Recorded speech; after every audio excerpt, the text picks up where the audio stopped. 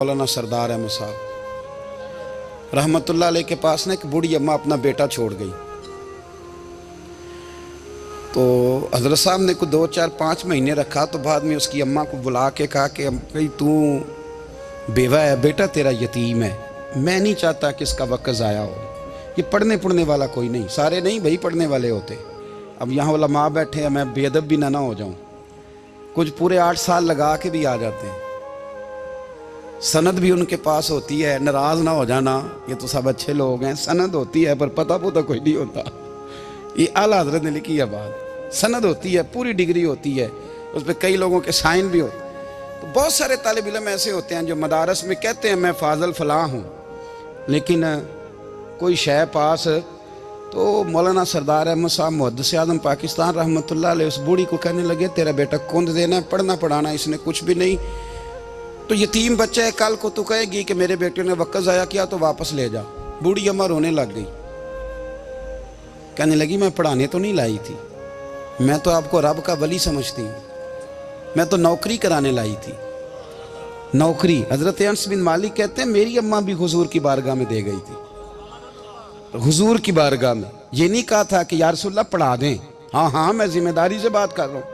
ये नहीं कहा था हुजूर मुजाहिद बना दें, ये थोड़ी कहा था कि या रसूल अल्लाह सल्लल्लाहु ताला अलैहि वसल्लम से मुफस्सिर मुहद्दिस मुहक्किक मुफ्ती बना दें।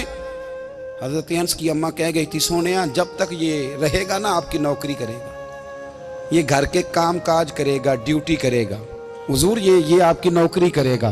तो मेरे महबूब ने फिर दुआ कर दी, अल्लाह इसे बरकत अता फरमा। तुम समझता है खिदमत वाला खाली रह जाता है?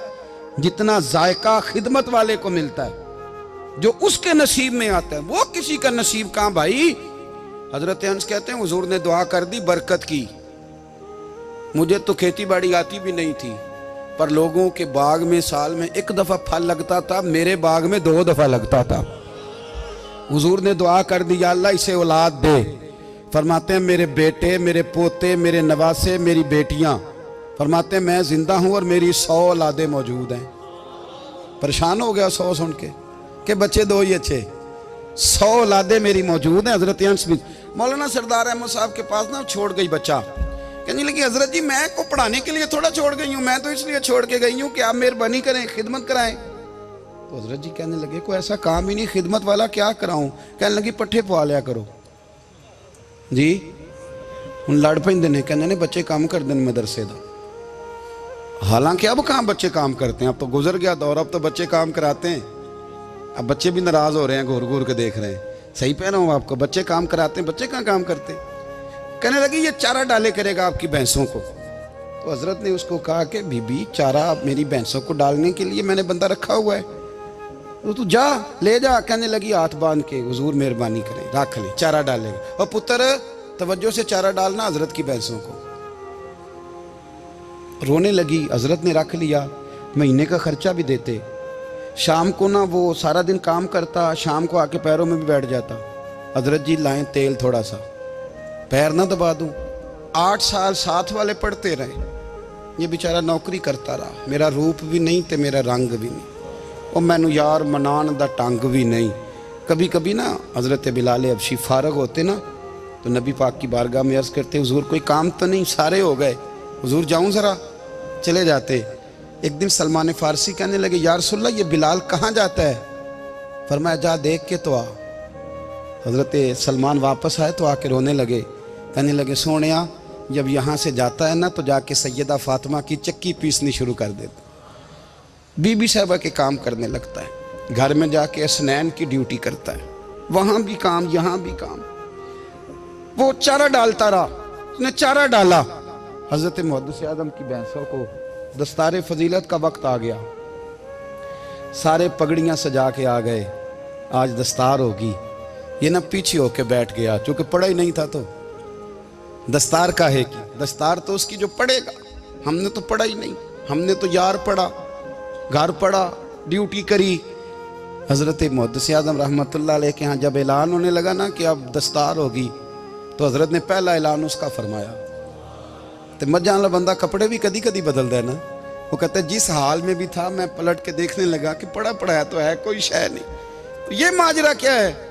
पीछे से उठ के आए تو کہتے ہیں باقیوں کی دستار کسی عالم نے کی, کسی صوفی نے کی, لیکن یہ بھینسوں کو چارہ ڈالنے والا جب آیا تو محدث اعظم نے فرمایا پگڑی کے بال کو کوئی ہاتھ نہ لگائے, یہ ساری دستار میں نے کرنی ہے.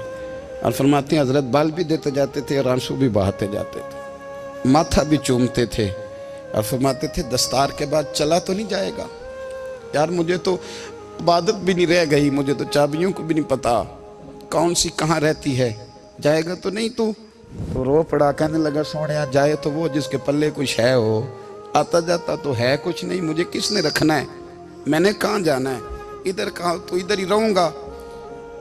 وہ اس طالب علم کے سارے استاد بھائی کہتے ہیں اس نے دستار کرائی, پڑھا پڑھایا کچھ نہیں, پر جو مسئلہ اڑ جاتا تھا نا, وہ جو اڑ جاتا تھا نا, وہ جا کے اس سے پوچھتے تھے تو کتابیں کھولنے کی ضرورت نہیں پڑتی تھی. حضرت بلال حبشی کبھی سپاہ سالار بنے تھے کسی جنگ میں, کسی صوبے کے گورنر بنے ہوں, بولو تو صحیح ہے. ان کا تعارف کیا تھا؟ نبی کریم کے غلام. حضور کے نا جو ذاتی معاملات تھے نا, 20 انصاری نوجوان تھے جو ہر وقت نبی پاک کے پاس کھڑے رہتے تھے کہ حضور کو حکم کریں, 20, اور 34 سے لے کر 40 تک غلام ہر وقت حضور کی بارگاہ میں رہتے. حضرت بلال حضور کے ذاتی معاملات کی خدمت کرتے تھے. کوئی ایسی وہ جو تبلیغ کی یا دعوت کی یا جنگ کی یا جہاد کی کوئی ڈیوٹی نہیں وہ کرتے تھے, ذاتی خدمت سرکار کی. حضرت عمر فاروق وہ شخص ہیں کہ جنہوں نے کبھی کسی بندے کو خاطر میں نہیں لائے ہوئے, لیکن جب حضرت بلال آتے تھے نا تو جناب عمر اٹھ کے کھڑے ہوتے تھے, کرسی چھوڑتے تھے اور پھر ایک نعرہ لگاتے تھے, کہتے تھے یا بلال انت سیدنا, بلال تو ہمارا سردار ہے یار, تو ہمارا. یعنی عشق کا ذوق پورا کرنا انہیں بھی آتا تھا. اس لیے میرا مشورہ ہے, میری رائے ہے, اور جو میرا حکم ماننے والے ہیں ان کے لیے میرا حکم ہے کہ ذوق نہ کبھی بھی خراب کرنا, کبھی بھی نہ ذوق نہ خراب کرنا, اپنا لطف. میں نے کئی دفعہ, میں پہلی دفعہ مدینہ شریف حاضر ہوا تو ایک بابا جی میرے آگے آگے تھے, تو ان کو نا دھکے مار رہا تھا. وہ سامنے کھڑے ہوتے ہیں نا, اللہ خیر فرمائے, اپنی اپنی ڈیوٹی ہے نا, ان کی بھی ایک ڈیوٹی ہے نا جی. تو وہ دھکے مار رہا تھا تو بابا اسے کہہ رہا تھا تیری خیر ہوئے پہرے دارا, روزے دی جالی چوم لین دے. انہیں پھر دھکا ماریا تو پھر ان کہا تیری خیر ہوئے پہرے دارا. میں نے, وہ بالکل ان پڑھ بابا جی تھے پر مجھے انہوں نے بہت بڑی بات سمجھا دی, میں نے ان سے بڑا سیکھا, منبر پہ ذکر کر رہا ہوں. وہ تیسری دفعہ پھر دھکا مارا, تیری خیر ہوئے پہرے دارا, روزے دی جالی.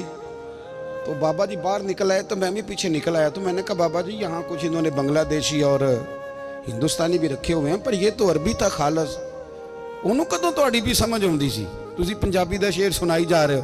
کہندے پتر مینوں بھی پتہ ہے انہوں نہیں سمجھ آ رہی, پر میں تے اپنا رانجھا پہ راضی کردا سا.